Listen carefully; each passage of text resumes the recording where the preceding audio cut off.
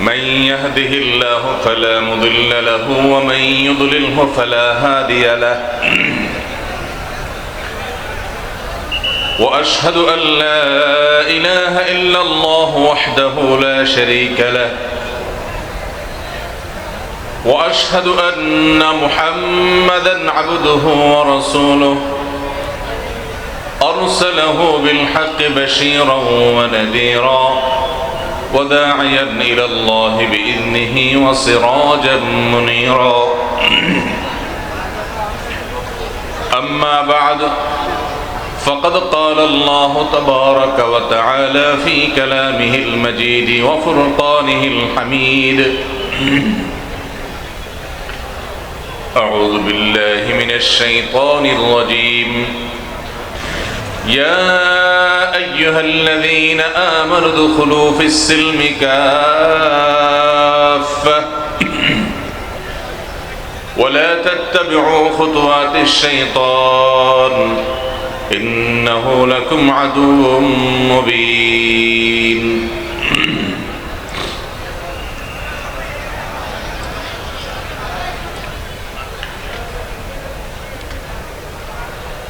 সীমান্তবর্তী জেলা সাতক্ষীরার শ্যামনগরের সুন্দরবনের কোল ঘেঁষে গড়ে ওঠা গ্রাম নওয়াবেকি মাধ্যমিক বিদ্যালয় ময়দানে আজকের এই ঐতিহাসিক ইসলামী সেমিনারের সম্মানিত সভাপতি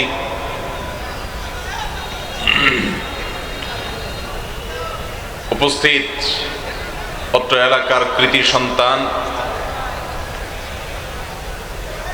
দেশের স্বনামধন্য আলেমে দ্বীন চিন্তক এবং গবেষক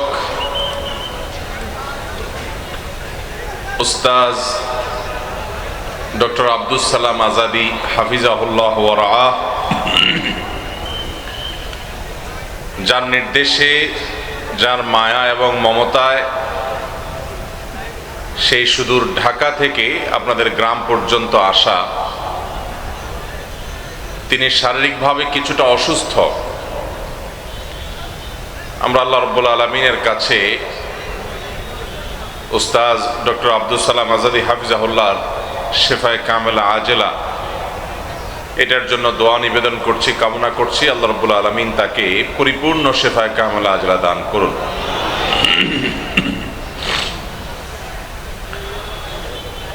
উস্তাদ ডক্টর আব্দুস সালাম আজাদী সেই স্বল্প সংখ্যক হাতে গোনা আলেমদের একজন, যার মধ্যে উম্মার ঐক্য ভাবনা,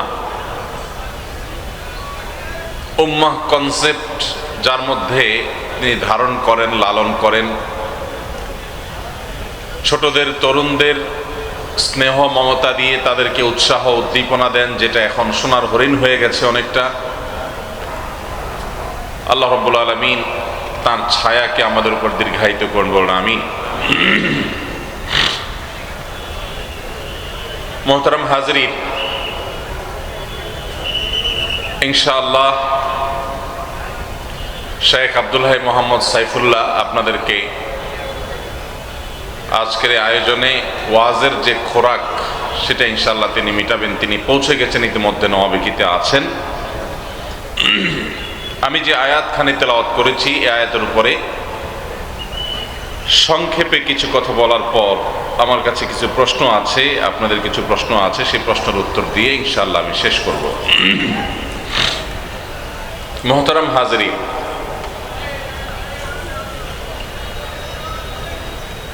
এখনো ডানে বামে অনেক আওয়াজ শোনা যাচ্ছে। আমরা যদি একটু মেহেরবানি করি, সবাই অনেকখানি নীরব হয়ে গেছেন মাশাআল্লাহ, অনেকখানি নিস্তব্ধ পরিবেশ। যেটুকুন আওয়াজ হচ্ছে সেটুকুন যদি বন্ধ হয়ে যায় তাহলে খুব সুন্দর হবে, প্রোগ্রামটা প্রাণবন্ত হবে, উপকারী হবে ইনশাআল্লাহ। এই জন্য আমরা ডানে বামে যে আওয়াজ হচ্ছে আওয়াজগুলো যথাসম্ভব বন্ধ করে ফেলার চেষ্টা করি। মাশাআল্লাহ। এদিকে কথা না বললে ভালো হয় ভাই, ভলান্টিয়ার ভাইরা স্টেজের পাশে কথা না বললে ভালো হয়। জি, স্টেজের ডানে বামে পেছনে আপনারা ভলান্টিয়ার ভাইরা আওয়াজ করবেন না, আওয়াজ ছাড়া হাতের ইশারায় মুখের ইশারায় কাজ করেন।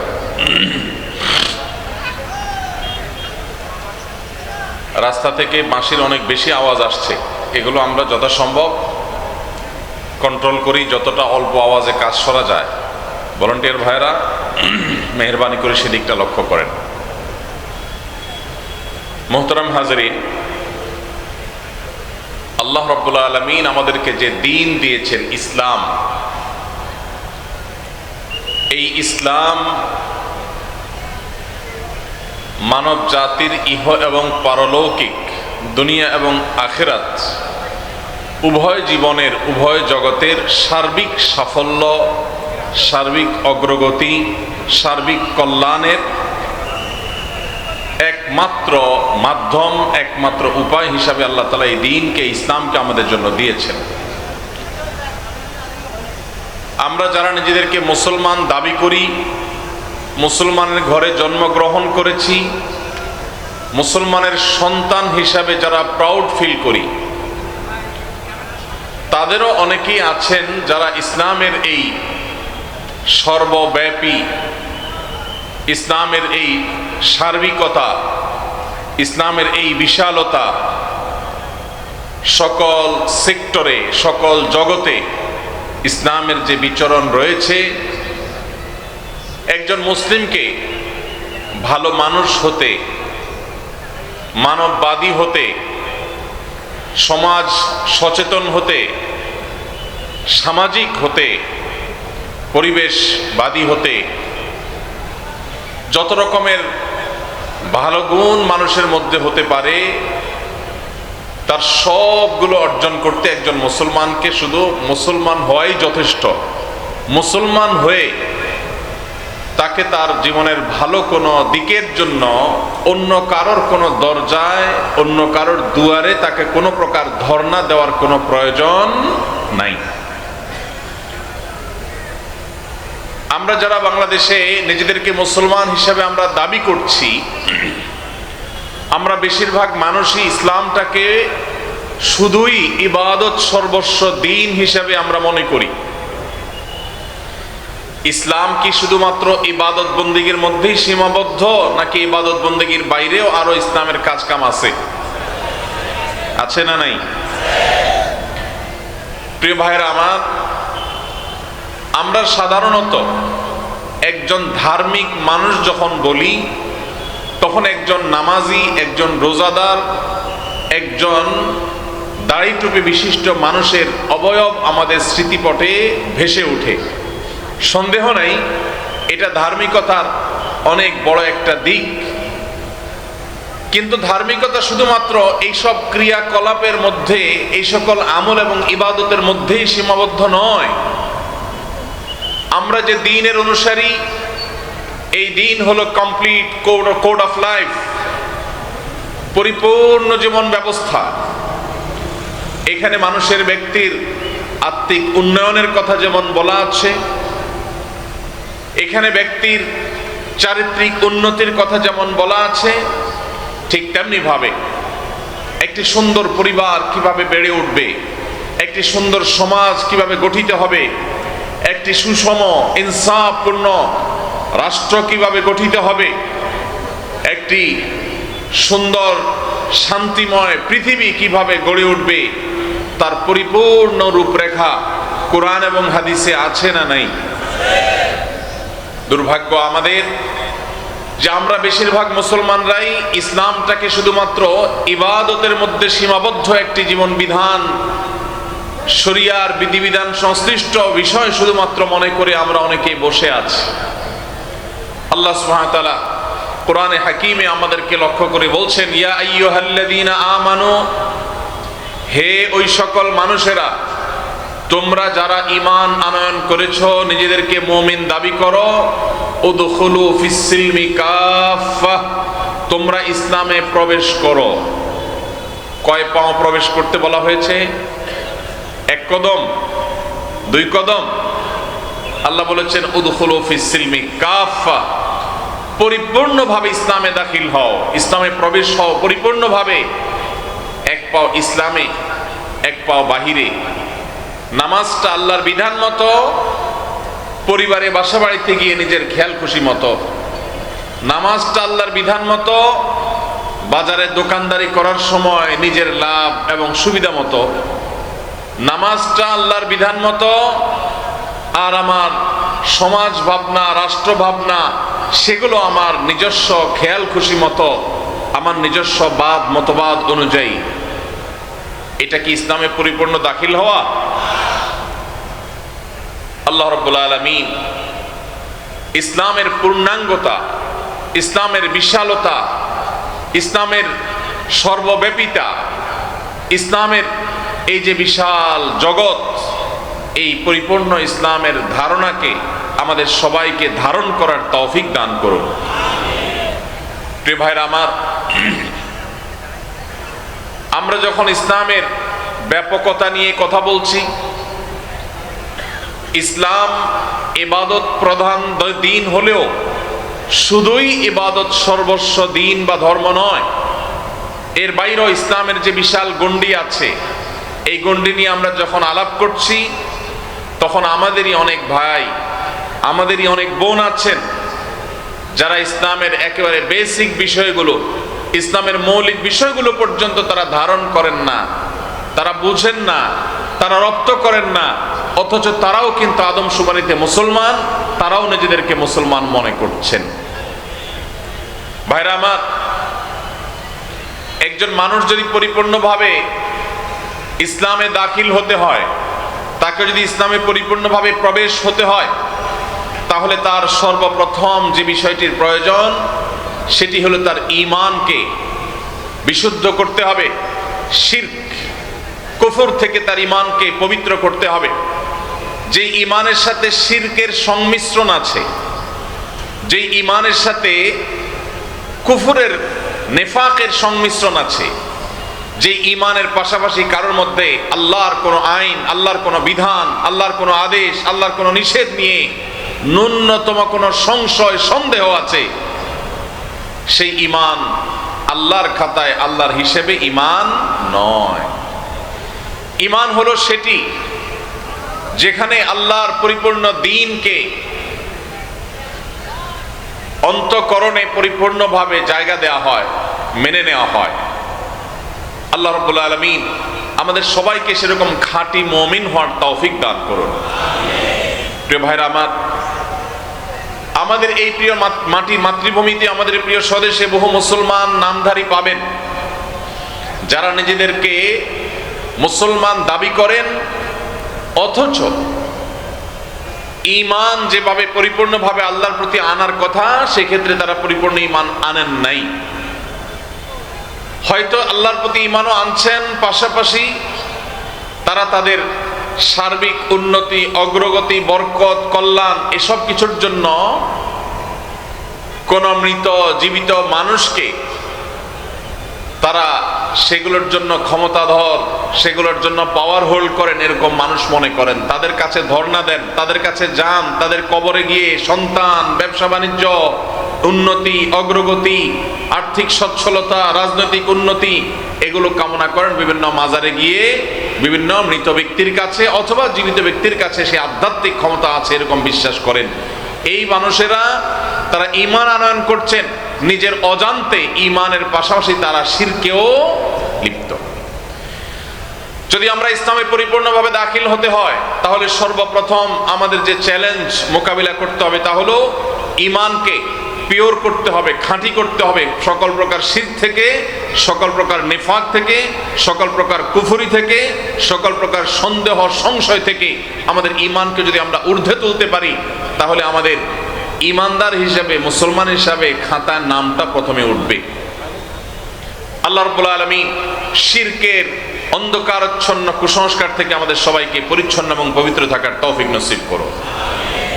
ভাইরা আমার, যদি কোনো মুসলমান মনে করে এই যুগে, এই সময়ে আল্লাহর এই বিধানটা চলে না, এটা অচল, এই যুগে এটা খাটে না, এর চাইতে উত্তম কোন বিধান, এর চাইতে উত্তম কোন আইডিওলজি, এর চাইতে উত্তম কোন জীবন দর্শন পৃথিবীতে আছে? এইরকম বিশ্বাস যদি কেউ করে তাহলে পৃথিবীর সমস্ত উলামা একরামের মতে তিনি আর মুসলমান থাকেন না, ইসলাম থেকে তিনি খারিজ হয়ে যান। আমাদের এই সমাজে অনেক মুসলমান আছেন যেসব মুসলমানরা এখনো মনে করেন যে আল্লাহর বিধিবিধান, কোরআনের আদেশ নিষেধ এই সবগুলো এখন এই সমাজে সচল না, সব চলে না, নাউজুবিল্লাহ। এরকম বিশ্বাস করলে ঈমান থাকবে ভাই? ঈমান থাকবে না। তাহলে পরিপূর্ণভাবে ইসলামে প্রবেশ করতে হলে সর্বপ্রথম হলো নিরঙ্কুশ বিধানদাতা হিসাবে, সকল কল্যাণের একমাত্র মালিক হিসাবে আল্লাহ রাব্বুল আলামিনকে মনে প্রাণে দৃঢ়ভাবে বিশ্বাস করতে হবে। সেই বিশ্বাসে যদি কোনো প্রকার সন্দেহ সংশয় ঢুকে যায় তাহলে সেটা কখনো ঈমান বলা হবে না। অনেক মানুষ আছেন নিজেকে মুসলমান দাবি করেন, ওয়াজ মাহফিলে আসেন, কিন্তু সংশয়ের কারণে তিনি ঈমান থেকে, ইসলাম থেকে ছিটকে পড়ে গেছেন, নিজেও জানেন না। তাহলে ভাইরা আমার, আমাদের ঈমানকে শিরিক মিশ্রিত ঈমান করা যাবে না। ঈমানকে পিওর করতে হবে, খাঁটি করতে হবে, খালেস করতে হবে, আল্লাহর জন্য নিরঙ্কুশ করতে হবে। আমরা বিশ্বাস করি আমাদের আল্লাহ রাব্বুল আলামিনের যে গুণবাচক নাম আছে, এই সব নামগুলো আল্লাহ রাব্বুল আলামিনের জন্যই একমাত্র খাস, তার জন্যই সীমাবদ্ধ। আল্লাহ ছাড়া এগুলো এইভাবে অন্য কারোর জন্য আর কখনো ফিট হতে পারে না। নাম্বার 2, শুধুমাত্র আমি আল্লাহর প্রতি বিশ্বাস রাখলাম, আস্থা রাখলাম আর পরিপূর্ণ ইসলামে প্রবেশ করলাম, তা কখনোই হবে না। ইসলামের যে পঞ্চস্তম্ভ আছে, সেই 5টি স্তম্ভের প্রথমটি হলো শাহাদাতু আল্লাহ ইলাহা ইল্লাল্লাহ ওয়া আন্না মুহাম্মাদুর রাসূলুল্লাহ। আল্লাহ ছাড়া সত্যিকারের কোনো ইবাদতের উপযুক্ত কেউ নাই, আর মুহাম্মদ সাল্লাল্লাহু আলাইহি ওয়াসাল্লাম আল্লাহর রাসূল, এই কথার সাক্ষ্য দেওয়া, এটা ইসলামের একমাত্র খুঁটি না, এটা প্রধান খুঁটি, প্রথম খুঁটি। আরো 4টি খুঁটি কথা নবী সাল্লাল্লাহু আলাইহি ওয়াসাল্লাম বলেছেন হাদিসে জিবরিলে। এই সব খুঁটিগুলো যদি কেউ মনে প্রাণে ধারণ করেন তাহলে তিনি মুসলমান হওয়ার পথে আরো এক ধাপ এগিয়ে গেলেন। এই জন্য আমাদের ঈমানের পাশাপাশি 5 ওয়াক্ত নামাজ আদায় করতে হবে। বহু মুসলমান আছেন যারা ওয়াজ মাহফিলে আসেন অথচ 5 ওয়াক্ত নামাজ পড়েন না, আছে না নাই? এই মাহফিলেও হয়তোবা এমন কোন ভাই আছেন যে আজকে হয়তো কোনো নামাজ কাজা করেছেন। আমরা অনেকে জানি না, নামাজ ইচ্ছাকৃত যদি কেউ ত্যাগ করে, নামাজ যদি কেউ পরিহার করে, নামাজ যদি কেউ না পড়ে, তাহলে সে নিজেকে মুসলমান দাবি করবার নৈতিক কোনো অধিকার তার আর থাকে না। খলিফাতুল মুসলিমিন ওমর আল খাত্তাব রাদিয়াল্লাহু তাআলা আনহু বলেছেন, লা হাজ্জা ফিল ইসলামি লিমান তারাকাস সালাহ। যে ব্যক্তি নামাজ ত্যাগ করে, যে ব্যক্তি নামাজ পড়ে না, ইসলামে তার কোনো হিস্সা, কোনো অংশ, কোনো ভাগ তার থাকতে পারে না। এই জন্য ভাইরা, নামাজ না পড়ে নিজেকে মুসলমান দাবি করার মানুষ আমাদের দেশে বহু আছে। অনেকে মনে করেন নামাজ না পড়লে কি হয়েছে, আমার ঈমান আছে। এই কথা হলো অনেকটা মামুর ভাইয়ের আবদারের মতো। নামাজ না পড়লে আবার ঈমান কিভাবে থাকে? আল্লাহ রাব্বুল আলামিন আমাদের সবাইকে পরিপূর্ণভাবে ইসলামে দাখিল হওয়ার তৌফিক দান করুন। যে মুসলমান 5 ওয়াক্ত নামাজ পড়বে, ইসলামে দাখিল হওয়ার পথে অনেক দূর তিনি অগ্রসর হয়ে যাবেন। 5 ওয়াক্ত নামাজ পুরুষরা জামাতের সাথে, মা বোনরা বাসা বাড়িতে সময় হওয়ার পর সুন্দরভাবে ধীরস্থিরতার সাথে, খুশুর সাথে যদি আদায় করেন, তাহলে তিনি খাঁটি মুসলমান। ওই যে আল্লাহ আহ্বান করেছেন, আল্লাহ আদেশ করেছেন, ইয়া আইয়ুহাল্লাযীনা আমানু দুখুলু ফিস সিলমি কাফা, পরিপূর্ণভাবে ইসলামে দাখিল হও। ইসলামে পরিপূর্ণ প্রবেশ হওয়া করার, ইসলামে পরিপূর্ণভাবে দাখিল হওয়ার ক্ষেত্রে তিনি অনেক বড় একটা ধাপ এগিয়ে গেলেন। ভাইরা আমার, যার নামাজ যত সুন্দর হবে আল্লাহর কাছে তিনি তত ভালো মুসলমান, আর যার নামাজে যত ভেজাল হবে আল্লাহর কাছে তিনি তত ত্রুটিপূর্ণ মুসলমান। নবী সাল্লাল্লাহু আলাইহি ওয়াসাল্লাম বলেছেন, আউয়ালু মা ইউহাসাবু বিহিল আবদু ইয়াউমাল কিয়ামাতি আস-সালাহ। কিয়ামতের দিন সর্বপ্রথম হিসাব নেওয়া হবে কিসের ভাই? নামাজের। ইবাদতের মধ্যে নামাজের হিসাব নেওয়া হবে সবকিছুর আগে, আর বান্দাদের পারস্পরিক হক এবং অধিকারের মধ্যে সবকিছুর আগে হিসাব নেওয়া হবে মানুষ হত্যা।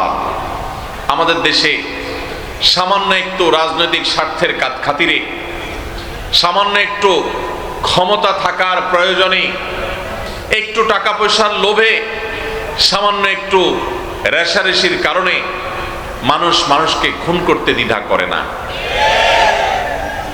আমরা দেখেছি নিজেদেরকে মুসলমান দাবি করে, তাহাজ্জুদ গুজার দাবি করেও অসংখ্য অগণিত মানুষকে অবলীলায় খুন করেছে।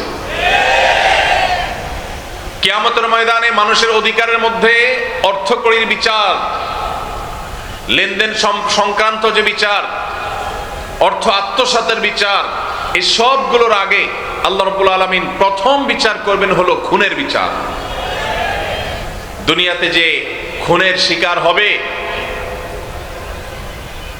তার পরিবার যদি দুনিয়াতে বিচার নাও পায়, খুনির ক্ষমতার কারণে যদি নিহত ব্যক্তির পরিবাররা অসহায় থাকে, কিয়ামতের ময়দানে এই খুনির বিচার আল্লাহ রাব্বুল আলামিন অবশ্যই করবেন। সেজন্য একজন ইমানদার, তার আসলে হারাবার কিছু নাই, ইমানদারের লস হওয়ার কিছু নেই। আমরা যখন আল্লাহ রাব্বুল আলামিনের কাছে ভালো মুসলমান হওয়ার দৌড়ে এগিয়ে যেতে চাইব, তখন আমাদের ঈমানকে খাঁটি করা, আল্লাহর সঙ্গে কাউকে শরীক করা, কোন পীর, কোন ব্যক্তি, কোন মতবাদ, কোন ইজম, কোন বড় নেতা, কোন আদর্শিক ব্যক্তি, কাউকে আল্লাহ রাব্বুল আলামিনের সমকক্ষ মনে করা, আল্লাহর নাউজুবিল্লাহ বিধানের বিকল্প মনে করা, অথবা কল্যাণ ও কল্যাণের মালিক মনে করা, দুনিয়া এবং আখিরাত তার কাছে আছে এবং তার কাছে সেগুলোর ক্ষমতা, সুপ্ত শক্তি আছে মনে করা, এই সবগুলো ঈমানের সাথে অসঙ্গতিপূর্ণ বিষয়। আমাদের ঈমানকে যদি আমরা খাঁটি করতে পারি, নামাজকে যদি আমরা 5 ওয়াক্ত ঠিকঠাক মতো সুন্দর মতো আদায় করতে পারি, তাহলে ইসলামে পরিপূর্ণভাবে প্রবেশ হওয়ার ক্ষেত্রে আমরা আরো এক ধাপ এগিয়ে গেলাম। আল্লাহ আমাদের সবার নামাজগুলোকে সুন্দর করার তৌফিক দান করুন।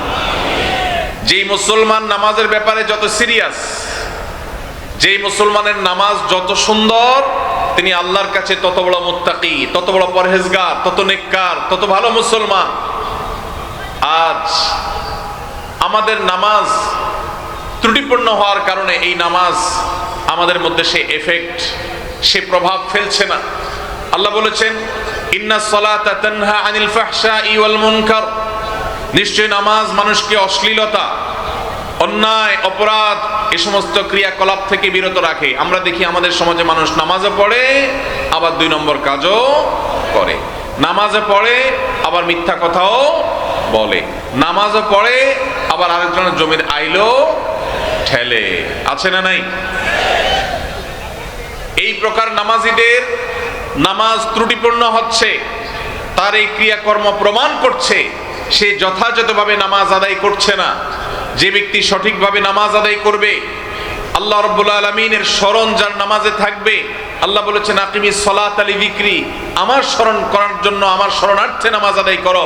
সেই নামাজ যদি কারোর মধ্যে থাকে, তো সেই নামাজ তাকে অবশ্যই অশ্লীল, মন্দ এবং খারাপ ক্রিয়াকর্ম থেকে বিরত রাখবে।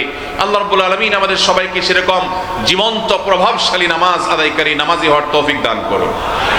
ভাইরা আমার, পরিপূর্ণভাবে ইসলামে দাখিল হওয়ার ক্ষেত্রে আমাদের তৃতীয় ধাপে যে কাজ করতে হবে, সেটি হলো সকল প্রকার বান্দার হক আমাদেরকে আদায় করতে হবে। আল্লাহ রাব্বুল আলামিন আমাদেরকে তার যে আদেশ নিষেধগুলো আমাদেরকে মেনে চলতে বলেছেন, এর মধ্যে বেশ কিছু বিষয় আল্লাহ রেখেছেন যেগুলো মানবাধিকার সংশ্লিষ্ট, মানুষের অধিকার সংশ্লিষ্ট। শুধু মানুষ নয়, অন্যান্য প্রাণীকুল, অন্যান্য সৃষ্টি, এমনকি পোকামাকড়, এমনকি বৃক্ষ, তরুলতা, এই সবগুলোর অধিকার আল্লাহ তাআলা আমাদের উপর রেখেছেন। আমাদের কর্তব্য আছে নিজের প্রতি, নিজের পরিবারের সদস্যদের প্রতি, মুসলমানদের প্রতি, প্রতিবেশীদের প্রতি, এমনকি অমুসলমানদের প্রতি, মানুষ তো বটে, এমনকি পশু পাখির প্রতি, কীট পতঙ্গের প্রতি, এমনকি নিষ্প্রাণ আল্লাহর যেসব সৃষ্টি আছে সেগুলোর প্রতি, সবকিছুর প্রতি আমাদের দায়বদ্ধতা আছে, আমাদের জবাবদিহিতা আছে। আপনি নামাজ ভালো পড়লেন, মুসলমান হিসাবে আপনি ভালো হওয়ার চেষ্টা করলেন, ঈমানটাকেও খাঁটি করলেন, কিন্তু আপনি মানুষের অধিকার নষ্ট করলেন, মানুষের হক নষ্ট করলেন, মানুষকে কষ্ট দিলেন, মানুষ প্রতি জুলুম করলেন, মানুষের হক মেরে খাইলেন, মানুষের টাকা মেরে দিলেন। আপনি ব্যবসা করতে গিয়ে 2 নম্বরই কাজ করলেন। ক্রেতা হয়ে যখন গিয়েছেন তখনও আপনি খারাপ কাজ করেছেন। আপনি কখনো আল্লাহর খাতায় ভালো মুসলমান হতে পারবেন না। ভাইরা আমার, পরিপূর্ণভাবে ইসলামে দাখিল হওয়ার জন্য শুধুমাত্র 5 ওয়াক্ত নামাজ পড়লেই চলবে? নামাজ পড়ার পাশাপাশি আমাদেরকে ভালো মানুষ হতে হবে।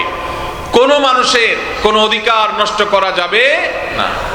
আল্লাহ রাব্বুল আলামিন আমাদেরকে সেই কর্তব্য আদায় করতে বারবার সতর্ক করেছেন। প্রিয় নবী সাল্লাল্লাহু আলাইহি সাল্লাম বলেছেন, ইন্নালি জাসাদিকা আলাইকা হাক্কা। অন্য মানুষ তো বটেই, এমনকি তোমার নিজের শরীরের, তোমার নিজের দেহেরও তোমার কাছে অধিকার আছে, পাওনা আছে, দেহের প্রতিও কর্তব্য আছে। কোনো কারণ ছাড়া তুমি তোমার নিজেকেও যদি কষ্ট দাও, নিজের প্রতিও যদি জুলুম করো, তাহলে তার জন্য আল্লাহর কাছে জবাবদিহি করতে হবে। কেন ইসলাম আত্মহত্যাকে হারাম করেছে? এর একটি কারণ এই, আল্লাহ তাআলা আপনাকে যে জীবন দিয়েছেন, এই জীবনকে রক্ষা করা আপনার জন্য ফরজ। এই জীবনকে নষ্ট করার অধিকার আল্লাহ আপনাকে দেন নাই।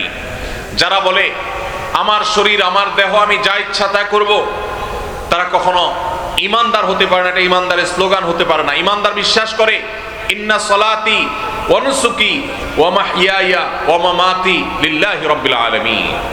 নিশ্চয় আমার সালাত, আমার কুরবানি, আমার জীবন, আমার মরণ সব কিছু আমি নিবেদন করব কার উদ্দেশ্যে? একমাত্র আল্লাহ রাব্বুল আলামিনের উদ্দেশ্যে।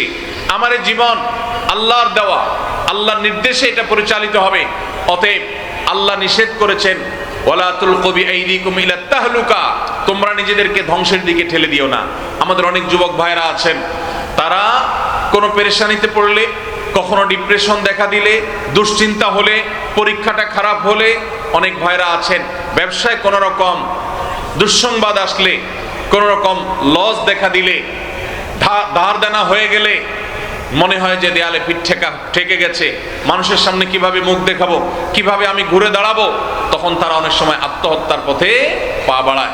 নবী করিম সাল্লাল্লাহু আলাইহি সাল্লাম পরিষ্কারভাবে জানিয়েছেন, যেই ব্যক্তি নিজেকে আত্মহত্যা করবে কোনো উপায়ে, কিয়ামতের দিন আল্লাহ রাব্বুল আলামিন তাকে সেই উপায়ে শাস্তি দিতে থাকবেন। এবং এই আত্মহত্যা করাকে ইসলাম হারাম করেছে। কারণ অন্য মানুষ তো বটেই, আপনি নিজের অধিকার নিজে নষ্ট করবেন, নিজের শরীরকে কষ্ট দিবেন, নিজের জীবনকে আপনি ধ্বংস করবেন, আত্মহত্যার পথে পা বাড়াবেন। আত্মহত্যা করে দুনিয়ার কষ্ট এবং গ্লানি থেকে আপনি বাঁচতে চাইছেন, অথচ আত্মহত্যা করে কিয়ামতের ময়দানে আরো বেশি গ্লানি, আরো বড় আযাব আপনার জন্য অপেক্ষা করছে। আল্লাহ তাআলা আমাদের সবাইকে আল্লাহর সমস্ত আদেশ নিষেধগুলোকে মেনে চলার তৌফিক দান করুন।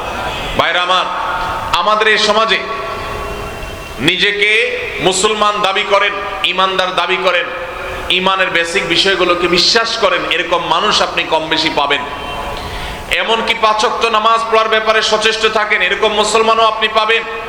কিন্তু সেই মুসলমান আমাদের সমাজে সোনার হরিণ, যেই মুসলমান বুকে হাত দিয়ে বলতে পারবে, আমি পারতপক্ষে কোনো মুসলমানের হক, কারো অধিকার, কারো পাওনা আমি নষ্ট করি না, আমি কাউকে কষ্ট দেই না, অন্যায় আচরণ করি না, কারোর হক মেরে খাই না, কারোর কষ্টের কারণ হই না, আল্লাহর কাছে জবাবদিহি করতে হবে। সেই বোধ থেকে, সেই ভয় থেকে, সেই চেতনা থেকে, সেই তাকওয়ার সুপ্ত শক্তি থেকে আমি সব মানুষের অধিকার আদায় করি। এরকম মুসলমান সমাজে বেশি না কম? অনেক কম। ভাইরা আমার, আজকের এই সেমিনার থেকে, আজকের এই মাহফিল থেকে আমরা যদি এই একটি বার্তা নিয়ে যাই যে আমরা ফুলের মতো সৌরভ ছড়াবো, কারোর উপকার করতে পারি আর না পারি, আমার দ্বারা কারোর কোনো ক্ষতি হবে না, আমি কারোর কষ্টের কারণ হব না, আমি কারোর দুঃখের কারণ হব না, আমি কোনো অধিকার নষ্ট করব না কারোর। এমনকি নবী করিম সাল্লাল্লাহু আলাইহি সাল্লাম রাস্তার অধিকারের কথা বলেছেন। তিনি বলেছেন, ইয়াকুম ওয়াল জুলুস আলা তারিক, তোমরা কেউ পথ দখল করবে না, রাস্তা দখল করবে না, রাস্তায় বসে পড়বে না। কেন? কারণ তুমি যদি রাস্তা দখল করে ফেলো, ফুটপাতে দোকান দিয়ে বসো, বাইক নিয়ে তুমি মানুষ চলাচলের পথে উঠে যাও, রাস্তা যেখানে সেখানে বাইক পার্কিং করে রাখো, রিক্সা পার্কিং করে রাখো, তুমি দখল করে রাখো, দোকানদার ভাই যদি ওই জায়গাটাতে মাল রেখে দখল করে রাখেন, তাহলে মানুষের অধিকার নষ্ট হবে কি হবে না? রাস্তাটা কি কারোর একক না সবার? তাহলে আমি যদি আমার দোকানের সামনে মালটাল দিয়ে রাস্তার জায়গাটা দখল করে রাখি, এই কাজটা কি হালাল হবে না হারাম হবে? অনেক মুসলমান ভাইরা আছেন, এই চিন্তাও মাথায় আসে না 10 বছর 20 বছর 30 বছর দোকানদারি করছেন, তার দোকানের সামনে 2 ফিট 4 ফিট 5 ফিট জায়গা তিনি দখল করে রেখেছেন। কিছে তিনি হয়তো মাল সামানা রেখেছেন, তিনি হয়তো আলাদা সেখানে শামিয়ানা টাঙিয়ে অথবা প্লাস্টিক টাঙিয়ে সেখানে তিনি জিনিসপত্র রেখে কেনাবেচা করছেন। অনেক দোকান, অনেক গাড়িওয়ালা ভাইরা আছেন, বাইকওয়ালা ভাইরা আছেন, যেখানে পার্কিং করা যায় সেটা তো বটেই, এমনকি যেখানে পার্কিং করলে রাস্তার উপরে পার্কিং করা হবে, মানুষের চলাচলে ব্যাঘাত হবে, রাস্তায় গাড়ির জ্যাম হয়ে যাবে, সেই জায়গা পর্যন্ত তারা পার্কিং করে রাখেন। এই সেন্সই আমাদের মধ্যে নাই যে আমরা গুনাহ করছি, আমরা নাজায়েজ কাজ করছি, আমরা যারা পথে চলাচল করবে তাদের অধিকার নষ্ট করছি, এই সেন্স পর্যন্ত নাই। এমনকি আমাদের দেশে অনেক মসজিদ আছে যেই মসজিদের সিঁড়ি মসজিদের সীমানা পার হয়ে রাস্তা পর্যন্ত চলে গেছে, আছে না নাই? অনেক মসজিদ আছে, বিশেষ করে শহরে দেখা যায়, ঢাকা শহরে, যে মসজিদের সীমানা এটা পার হয়ে রাস্তায় 2 ধাপ 3 ধাপ সিঁড়ি চলে গেছে। অনেক বাড়িওয়ালা আছে ঢাকা শহরে, এমনকি গ্রামেও, যারা নিজেদের বাড়িতে উঠার জন্য স্লোপ করে দিয়েছেন গাড়ি বাইক তোলার জন্য, রাস্তার 1 বিঘত 2 বিঘত 1 ফিট 2 ফিট জায়গা দখল করে ফেলেছেন। এটা কি হালাল না হারাম? হারাম। ভাইরা আমার, আমরা যদি শুধুমাত্র মানুষের অধিকার সম্পর্কে সচেতন হই, আমাদের সমাজটা জান্নাত হয়ে যাবে ইনশাআল্লাহ। আমাদের সমাজে আজ নামাজি মুসলমান পাওয়া যায়, কিন্তু আমরা যেভাবে পারি অন্যের হক নষ্ট করি। আমরা অনেকে মনে করি হক নষ্ট করা মানে শুধুমাত্র টাকা মেরে খাওয়া। আমরা অনেকে মনে করি হক নষ্ট করা মানে কারোর জমি মেরে খাওয়া। ভাইরা আমার, হক মারার যে কত সহস্র পথ আছে আমরা সেটা অনেকেই জানি না। এই যে আমি রাস্তা দখলের কথা বললাম, আমরা অনেকেই আছি যে আমাদের নিজের অজান্তে বহু মানুষের হক আমরা নষ্ট করছি। প্রতিবেশীকে কোনো প্রকার কষ্ট না দেওয়া এটা আমাদের উপরে কর্তব্য। নবী সাল্লাল্লাহু আলাইহি সাল্লাম বলেছেন, লা ইউমিনু মান লা ইয়ামানু জারুহু বাওয়াইকাহ, যে ব্যক্তির ক্ষয়ক্ষতি থেকে তার প্রতিবেশী নিরাপদে থাকে না, সে মুমিন হতে পারে না। এখন আপনি আপনার বাসায় ওয়াজ শুনতেছেন হাই ভলিউমে, আপনি সাউন্ড বক্স ফুল দিয়া অথবা মোবাইলে একেবারে ফুল ভলিউম দিয়ে ওয়াজ শুনতেছেন। এত জোরে ওয়াজ শুনতেছেন যে আপনার পাশের বাসার যিনি আছেন, পাশের বাড়িতে যিনি আছেন, আপনার পাশের ঘরে যিনি আছেন, এই আওয়াজে তার ডিস্টার্ব হচ্ছে। তাহলে আপনার এই ওয়াজ শোনার কারণে সওয়াব হবে নাকি গুনাহ হবে? এমনকি এই যে ওয়াজ মাহফিলের মাইক, এই মাইক অনেক দূর দূরান্ত পর্যন্ত নাই। আজকের এই মাহফিল, আজকের এই সেমিনার একটা আদর্শ প্রোগ্রাম, দিনী প্রোগ্রাম, কিন্তু অনেক মাহফিলে দেশে হয় মাইলকে মাইল পর্যন্ত মাইক লাগিয়ে গভীর রাত পর্যন্ত মানুষকে অতিষ্ঠ করা হয়, কষ্ট দেওয়া হয়। এর মাধ্যমে সওয়াব হয় না গুনাহ হয়, আমরা অনেকে জানি না। ভাইরা আমার, এইভাবে আমরা অনেকে নিজেদের অজান্তে অনেক মানুষ অধিকার নষ্ট করছে। একজন ইমানদার তার প্রতিটি নড়াচড়ায়, তার প্রতিটি উঠা বসায়, তার প্রতিটি কথাবার্তায় তিনি দায়িত্বশীল আচরণ করবেন। আমাদের প্রিয় নবী সাল্লাল্লাহু আলাইহি সাল্লামের মসজিদে নববীতে একবার একজন ব্যক্তি, এক সাহাবী, তিনি কোরআনের তেলাওয়াত করছিলেন একটু উচ্চ স্বরে। নবীজি সাল্লাল্লাহু আলাইহি সাল্লাম তখন তাকে বললেন, তুমি কোরআন তেলাওয়াত করে যে আল্লাহকে শোনাতে চাচ্ছ, সেই আল্লাহ তাআলা বধির না, তিনি আস্তে পড়লেও শুনেন, তুমি কেন জোরে পড়ছো? আরেকজনের ডিস্টার্ব হচ্ছে। আমরা অনেকে চিৎকার চেঁচামেচি করি, জোরে জোরে কথা বলি, প্রয়োজন ছাড়া আমাদের আশপাশে মানুষকে অতিষ্ঠ করি। এই কাজগুলোর মাধ্যমে আমরা মানুষের অধিকার নষ্ট করি। ভাইরা আমার, এইখানেও আমি জানি অনেক মানুষ আছেন যারা তার বাবা মারা গেছেন, মা মারা গেছেন, বাবা মায়ের সম্পদে ভাই বোনদের সবার যতটুকু অধিকার আছে পাই পাই করে হিসেব করে দেন নাই। এরকম অনেক লোক এখানে আছেন না নাই? ভাইরা আমার, আপনি নামাজ পড়তে পড়তে কপালে দাগ ফেলে দিয়েছেন, আপনার দাড়িটা লম্বা হইতে হইতে সাদা হয়ে গেছে, কিন্তু আপনার বাবার সম্পদে আপনার বোনের যে হক আছে সেটা আপনি দেন নাই। আপনি কি ভালো মুসলমান হইতে পারবেন? দুনিয়াতে হয়তো আপনার বোন কিচ্ছু বলবে না, চক্ষু লজ্জার খাতিরে, সামাজিকতার ভয়ে। মনে রাখবেন, কিয়ামতের ময়দানে আপনার ঈমান আমল নিয়ে, আপনার ওয়াজ মাহফিল শোনা নিয়ে, আপনার তাসবিহ তেলাওয়াত নিয়ে যখন জান্নাতে যাওয়ার জন্য প্রস্তুতি নেবেন, তখন আপনার ওই বোন হাজির হয়ে আল্লাহকে বলবে, আল্লাহ, জীবনে আমার বাবার সম্পদে আমার প্রাপ্য অধিকার আমার এই ভাই বুঝায় দেয় নাই, গড়িমসি করেছে, ছল ছাতুরি করেছে, বলতে পারি নাই, আজ আমি তার বিচার চাই। এই বিচারের দিনে যদি মুক্তি পাইতে চান, তাহলে সবাই সবার বোনের অধিকার, ভাইয়ের অধিকার, প্রতিবেশীর অধিকার সব পাই পাই করে বুঝে দিতে হবে। আল্লাহ আমাদের সবাইকে তৌফিক দান করুন। ভাইরা আমার, একজন মুসলমান তাকে এমন ভাবে চলতে হবে যে আল মুসলিমান সালিম আল মুসলিমুনা মিন লিসানি ওয়া ইয়াদি, তার হাত এবং মুখ দ্বারা সবাই নিরাপদে থাকবে।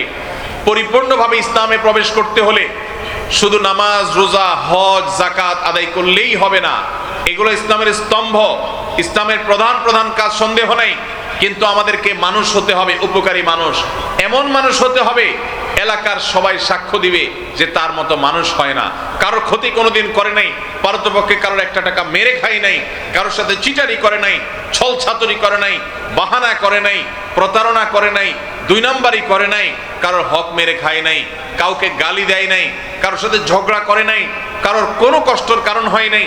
এই রকম সার্টিফিকেট আপনার সমাজ থেকে যদি আপনি আদায় করতে পারেন, মানুষ যদি আপনাকে সেটা বলার মতো জীবন গঠন করতে পারেন, তাহলে আপনি হলেন সেই মুসলমান যেই মুসলমানের জন্য আল্লাহ জান্নাতুল ফিরদাউসকে তৈরি করেছেন, যেই মুসলমানের জন্য সব সুসংবাদ কোরআনে রয়েছে। সেই মুসলমান হতে হলে আমাদেরকে অধিকার সচেতন হতে হবে। আল্লাহ আমাদের সবাইকে মানুষের অধিকার সম্পর্কে সচেতন হওয়ার তৌফিক দান করুন। ভাইরা আমার, আমি আবারও বলি, আমাদের এই সমাজে মানুষের অধিকার সম্পর্কে সচেতন মানুষ আপনি খুব বেশি দেখতে পাবেন না। আমাদের জন্য আজকে এটা লজ্জার কারণ যে আজ আমাদেরকে মানবাধিকার শিখতে হয় অমুসলিমদের কাছ থেকে। আমরা মুসলমান, মুহাম্মদ সাল্লাল্লাহু আলাইহি সাল্লামের সন্তান। মুহাম্মদ সাল্লাল্লাহু আলাইহি সাল্লাম পৃথিবীকে যখন মানবাধিকার শিখিয়েছেন, আজকের মানবাধিকারের ধ্বজাধারীরা, আজকের মানবাধিকারের স্লোগানধারীদের জন্ম তখন হয় নাই। 1450 বছর আগে নবী করিম সাল্লাল্লাহু আলাইহি সাল্লাম আমাদেরকে এমন জীবন গঠন করতে শিখিয়েছেন যে এক ব্যক্তিকে তিনি দেখেছেন পিপিলিকা, পিঁপড়াকে আগুনে পুড়িয়ে হত্যা করছেন। নবীজি বলেছেন, এই পিপিলিকা যদি তোমার কষ্টের কারণ হয়, সে যদি তোমাকে উপদ্রব করে, তাকে যদি নিধন করতেই হয়, তাহলে তুমি তাকে পিষে মেরে ফেলো। তুমি আগুন জ্বালিয়ে ছটফট করে তাকে মারবা, তাকে নির্মমভাবে হত্যা করবা। পৈশাচিক আনন্দ কোন প্রাণীকে হত্যা করতে গিয়ে তুমি করতে পারো না। তোমাকে কোনো প্রাণী কষ্ট দেয়, তুমি তাকে মেরে ফেলতে পারো, সে অধিকার আল্লাহ তোমাকে দিয়েছেন। কিন্তু হত্যা করতে গিয়ে অতিরিক্ত কষ্ট দেওয়ার সুযোগ বা অধিকার তোমাকে দেওয়া হয় নাই। প্রিয় ভাইরা আমার, কত নিজের অজান্তে মানুষ তো মানুষ, কত প্রাণী আমাদের বিরুদ্ধে বাদী হয়ে আছে কিয়ামতের ময়দানে। যারা দাঁড়াবে তাদের অধিকার আমরা নষ্ট করেছি। আপনারা প্রসিদ্ধ হাদিস শুনেছেন নবী সাল্লাল্লাহু আলাইহি সাল্লামের, যে একজন নারী সারা জীবন ইবাদত বন্দেগী করেছেন, শুধুমাত্র একটি বিড়ালকে বেঁধে রেখেছেন, খাবার দেন নাই সময় মতো, মারা গেছে। সেই নারী সারা জীবনের ইবাদত বন্দেগী করা সত্ত্বেও ওই একটি বিড়ালকে কষ্ট দেওয়ার কারণে তার ঠিকানা জান্নাতে হয়েছে না জাহান্নামে? জাহান্নামে। তাহলে আমরা যদি কোনো মানুষের ক্ষতির কারণ হই, কোনো মানুষের কষ্টের কারণ হই, দোকানদার ভাই যদি কাস্টমারকে ঠকায়, জান্নাত ঠিকানা হবে না জাহান্নাম ঠিকানা হবে? জমির আইলটা যদি ঠেলেন, কারোর সবজিটা যদি চুরি করে নিয়ে আসেন, কারোর ঘেরের মাছ যদি চুরি করে নিয়ে আসেন, ঠিকানা কি জান্নাত হবে না জাহান্নাম? আল্লাহ আমাদের সবাইকে ভালো মানুষ হওয়ার তৌফিক দান করুন। আমরা যতক্ষণ পর্যন্ত ভালো মানুষ না হব, ততক্ষণ পর্যন্ত পরিপূর্ণ ইসলামে দাখিল হওয়া সম্ভব না। আল্লাহ এটাই বলেছেন, ইয়া আইয়ুহাল্লাযীনা আমানু দুখুলু ফিস সিলমি কাফা, হে ঈমানদারেরা তোমরা ইসলামে